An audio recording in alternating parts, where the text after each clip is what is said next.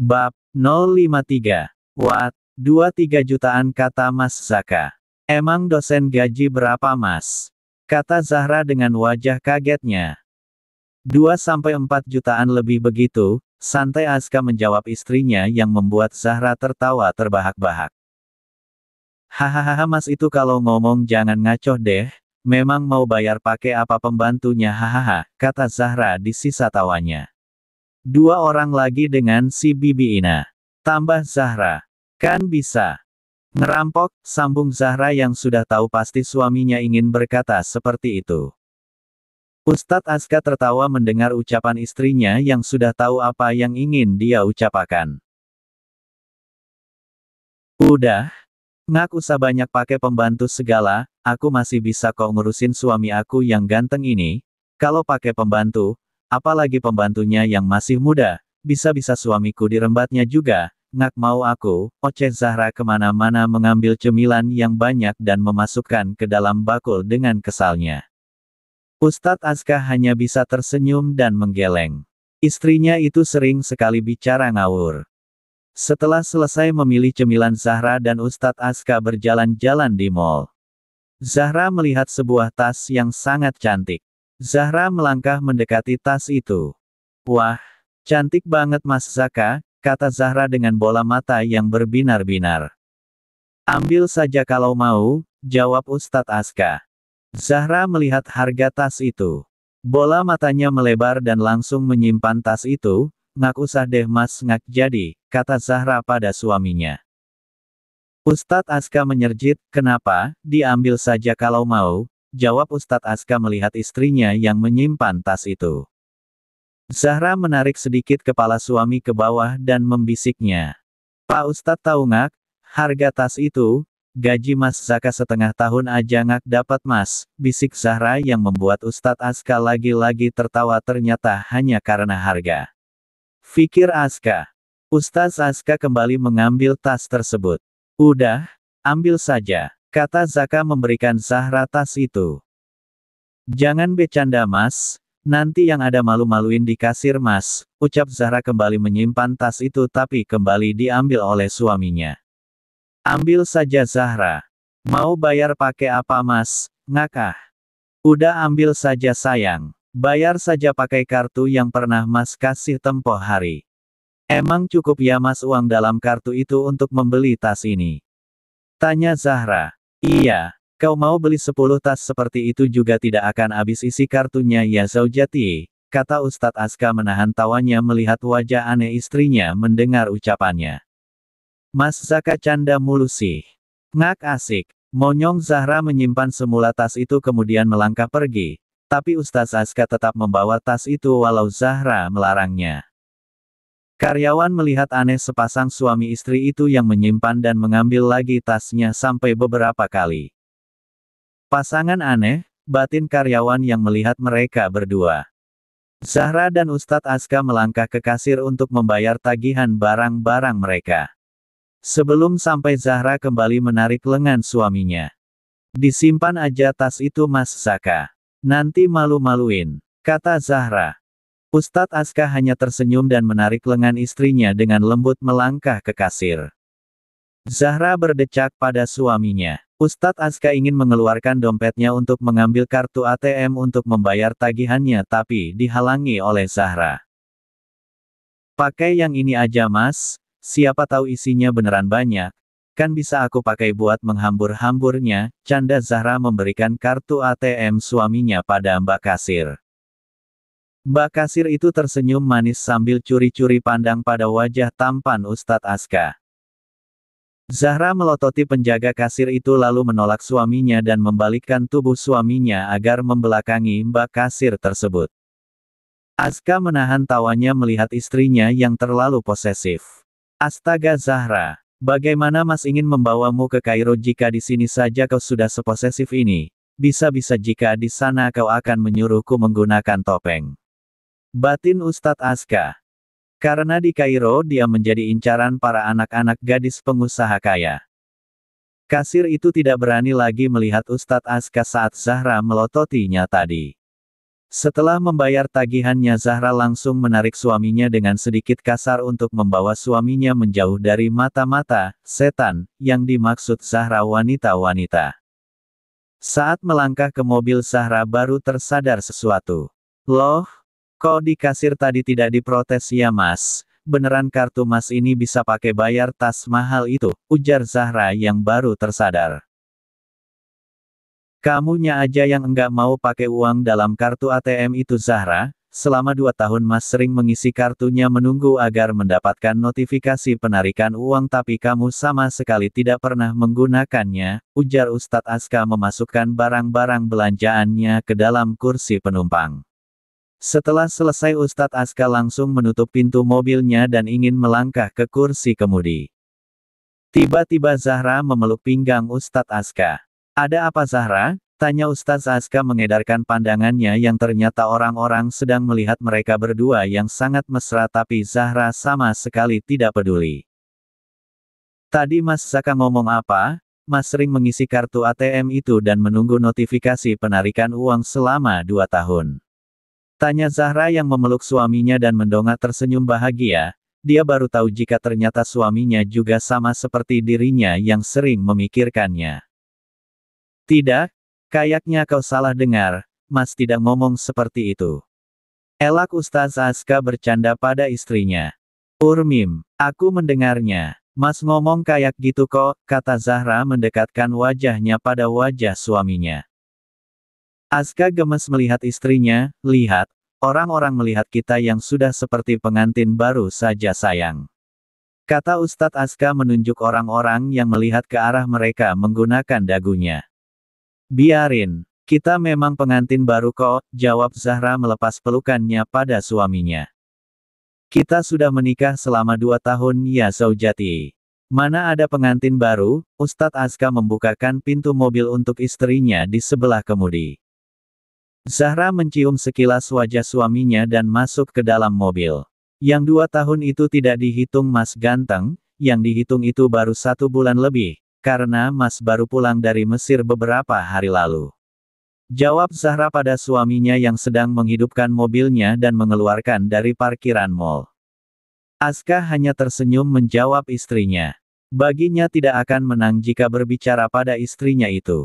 Karena ada saja jawabannya. Malam hari di rumah Ustadz Aska.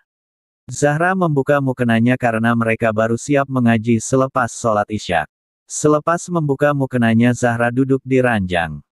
Ustadz Aska menghampiri istrinya dan memeluknya dengan hangat. Kau tidak ingin melanjutkan studimu lagi sayang? Tanya Ustadz Aska. Pengen sih Mas, jawab Zahra membalas memeluk lengan suaminya. Terus, kenapa tidak kuliah lagi? Aku ingin punya anak dulu Mas, setelah itu baru kuliah lagi, jujur Zahra mengembang senyumannya melihat suaminya. Benarkah? Ucap Aska mencium pipi istrinya. Ya benar dong Mas Zaka. Jawab Zahra dengan isengnya. Ustadz Aska yang gemes dengan tingkah istrinya langsung menolak Zahra dan mengukungnya. Keesokan harinya Ustadz Aska sudah siap dengan pakaiannya yang rapi ingin berangkat ke kampus. Zahra di dapur sedang membuat sarapan buat suaminya. Ada yang ingin Mas bantu ya Zaujati? Kata Ustadz Aska menghampiri istrinya. Tidak Mas, udah siap kok, jawab Zahra tanpa melihat suaminya. Ustadz Aska membantu istrinya membawa sarapan ke meja makan. Kenapa belum siap sayang? Kau tidak berangkat ke kafemu? Tanya Ustadz Aska. Tidak Mas, aku merasa tidak enak badan, jawab Zahra mengangkat pandangannya melihat suaminya yang sangat rapi. Loh, kok Masnya rapi banget sih? Udah nggak usah rapi gini rambutnya Mas. Nanti mata-mata setan ikutin Mas terus. Aku enggak mau Mas. Tambah Zahra mengacak-acak rambut suaminya yang sudah ditata rapi. Ustadz Aska tidak peduli istrinya membuat rambutnya berantakan. Dia lebih fokus menyentuh dahi istrinya yang ternyata benar-benar panas. Aku hantar kau ke rumah sakit ya sayang. Kau benar-benar demam, kata Ustadz Aska dengan raut wajah khawatir. Nggak usah Mas, aku masih punya stok obat kok di kamar. Tapi kau harus diperiksa sayang. Bagaimana Mas mau berangkat bekerja jika kau sakit? Mas hantar ke rumah sakit dulu ya, bujuk Ustadz Aska menyentuh leher istri yang terasa sangat panas. Zahra tersenyum menangkup wajah khawatir suaminya, tidak usah Mas berangkat aja dulu, nanti pulang baru deh kita ke rumah sakit, sekalian aku juga mau temui Sisil. Boleh yang Mas, kata Zahra menyatukan hidungnya dan juga hidung mancung suaminya. Ustadz Aska menarik nafas berat dengan wajah khawatirnya, beneran nih bisa Mas tinggal? Iya Mas. Baiklah. Zahra dan Ustadz Aska sarapan bersama. Selesai sarapan Aska mengambilkan istrinya obat dan air kemudian memberikan pada Zahra. Dia juga tidak lupa memesan pada Bik Ina agar jangan tinggalkan rumah sebelum dia pulang karena Zahra sedang tidak sehat. Ustadz Aska melangkah masuk ke dalam kelas. Melihat dosen masuk para mahasiswa langsung bungkam apalagi melihat siapa dosen yang masuk hari ini. Kok Pak dosen killer, mana Pak Freddy? Mana aku tahu. Lagian kan Pak dosen killer udah datang dari liburnya, kenapa cari Pak Freddy lagi?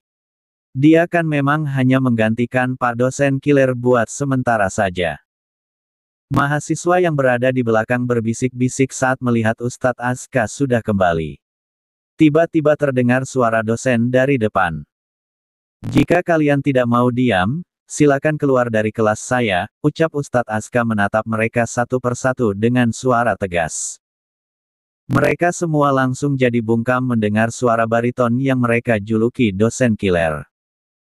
Ustadz Aska melihat kelima mahasiswanya yang pernah mengganggu istrinya di kafe sedang menunduk berusaha menyembunyikan wajah mereka. Aska menyebutkan nama mereka satu persatu, kalian berlima berdiri. Mampus. Batin mereka berlima berdiri dari duduknya. Kenapa kalian masih berada di kelas saya, bukannya kalian seharusnya sudah lulus? Apalagi yang menggantikan saya adalah Pak Freddy yang sering memberi keringanan pada mahasiswa, bagaimana kalian bisa tidak lulus? Tegas Ustadz Aska menatap mereka satu persatu. Glek, abislah. Batin mereka berlima. Kelima mahasiswa Ustadz Aska tidak ada yang berani menjawab pertanyaannya. Apa kalian ingin menjadi mahasiswa abadi di kampus ini? Atau kalian senang dengan tugas-tugas yang saya berikan pada kalian sehingga kalian tidak berusaha untuk lulus? Tanya Ustadz Aska membuat mereka melebarkan bola matanya mendengar ucapan dosen di hadapan mereka. Tugas? Gila, mendengar nama tugas saja aku sudah ngeri. Batin mereka lalu buru-buru menggeleng cepat pada Ustadz Aska. Apa kalian berpikir jika kalian masuk di sini itu gratis? Kedua orang tua kalian memasukkan kalian di sini dengan yuran yang besar, jika kalian tidak memikirkan diri kalian, sekurang-kurangnya pikirlah tentang perasaan kedua orang tua kalian. Kata Ustadz Aska. Maafkan kami Pak dosen, kami akan berusaha untuk lulus tahun ini. Jawab salah satu dari kelima mahasiswa itu. Baiklah, tapi setelah ini, kalian berlima tetap ke ruang saya, kata Ustadz Aska membuat mereka jadi lemas, karena pasti akan diberikan lagi tugas-tugas yang mungkin lebih berat dari biasanya. Fikir mereka. Di rumah sakit Sisil duduk di berangkarnya dan melihat keluar jendela yang tidak jauh darinya. Ken yang baru tiba menghampiri Sisil yang termenung, kau ingin makan? Tanya Ken yang berdiri di sebelah Sisil. Sisil menggeleng. Mamaku kemana? Sisil kembali bertanya pada Ken. Di rumah sama Dava, nama anak mereka, jawab Ken. Pulangkah? Kata Sisil mengusir Ken. Bagaimana denganmu jika aku pulang Sil, siapa yang akan menjagamu?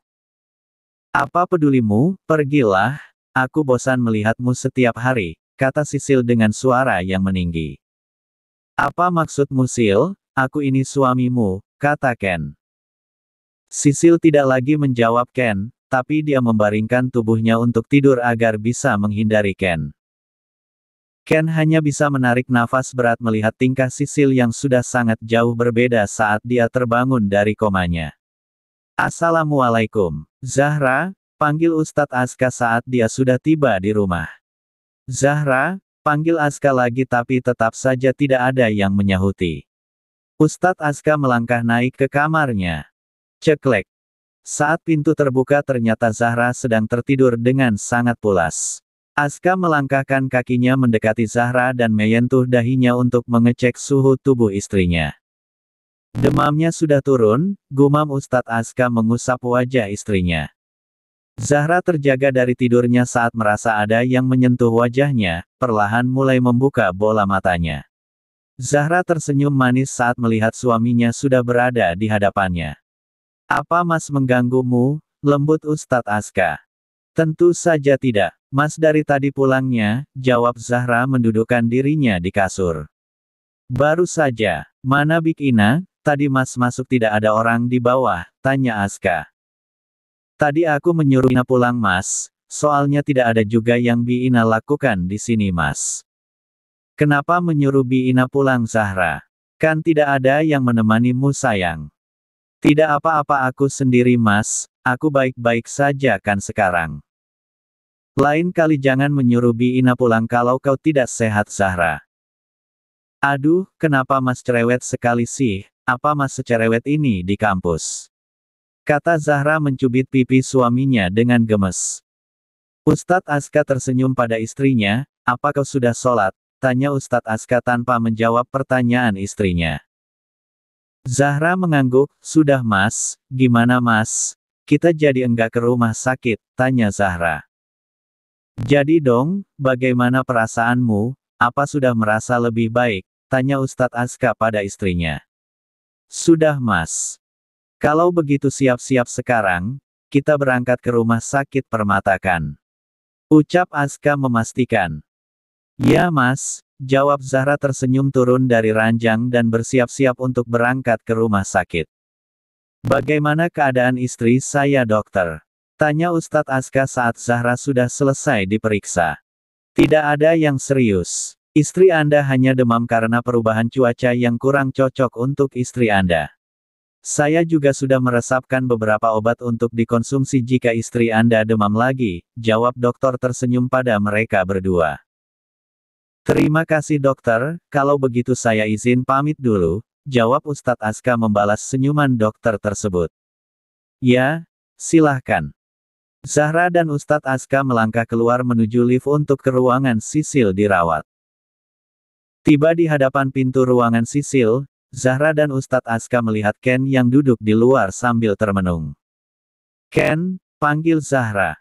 Ken mengalihkan pandangannya pada Zahra dan suaminya lalu tersenyum yang dipaksakan. "Kenapa kau di luar sini? Mana Sisil?" tanya Zahra. Ustadz Aska hanya berdiri diam di samping istrinya. Semenjak Ken memberitahu tentang hubungannya pada Zahra, dia tidak lagi terlalu cemburu dengan Ken.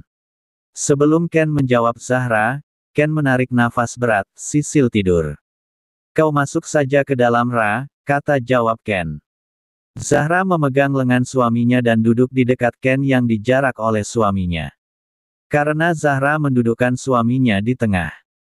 "Ada apa Ken? Dari pertama kali aku ke sini, aku sering melihatmu seperti sedang dalam masalah.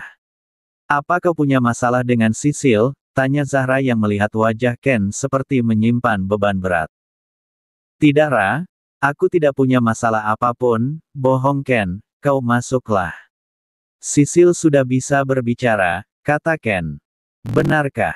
ucap Zahra tersenyum senang. "Ya, masuk saja untuk lihat Sisil." Zahra menggeleng, "Nanti saja, kasihan jika dia masih tidur, aku tidak ingin mengganggu waktu istirahatnya. Di sini aku hanya ingin bertanya padamu, ada apa denganmu? Kau sepertinya sangat tidak baik-baik saja. Jika kau memiliki beban, coba diceritakan apa bebanmu itu. Siapa tahu saja aku bisa membantumu untuk membujuk Sisil untukmu, karena aku lihat hubungan kalian sepertinya tidak baik-baik saja," tanya Zahra lagi. Ken tersenyum, "Kau masih seperti dulu selalu saja bisa membaca keadaan," jawab Ken kembali terdiam. "Aku yang menyebabkan Sisil kecelakaan Zahra," tambah Ken dengan wajah rasa bersalahnya. Zahra kaget mendengar ucapan Ken, "Bagaimana bisa?" tanya Zahra penasaran. Ken menceritakan pada Zahra tentang kejadian 1 tahun sebelum Sisil kecelakaan tertabrak mobil. Flashback. Sisil yang sedang hamil besar mendatangi apartemen Ken. Tapi masih di bawah Sisil bertemu Ken yang melangkah ke mobilnya. Sisil menghampiri Ken. Ken, lo harus tanggung jawab Ken. Ini anakmu. Mama papaku akan mengusirku dari rumah jika mereka pulang dan tahu aku sedang hamil Ken. Teriak Sisil marah pada Ken dengan air mata yang membasahi pipinya. Kedua orang tua Sisil sudah 5 bulan belum kembali dari luar kota. Saat usia kandungan Sisil 4 bulan kedua orang tuanya belum menyadari keadaan Sisil yang hamil. Tapi jika dia pulang sekarang pasti mereka akan tahu karena Sisil sudah hamil 9 bulan.